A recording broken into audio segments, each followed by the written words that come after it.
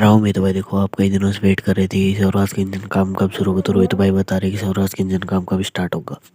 स्वराज के इंजन का भाई सामान मंगवाया था, सामान तो आ गया पर बहुत महंगा था भाई, इतना फायदा नहीं था हमारा लगाने का। और हमने भाई उससे बढ़िया की धमाकेदार चीज मिल गई। और भाई ये कोल्ड ड्रिंक का गिलास खत्म होते ही, ये टायर डलते ही मैं जाने लग रहा भाई इंजन लेने के लिए और स्वराज का।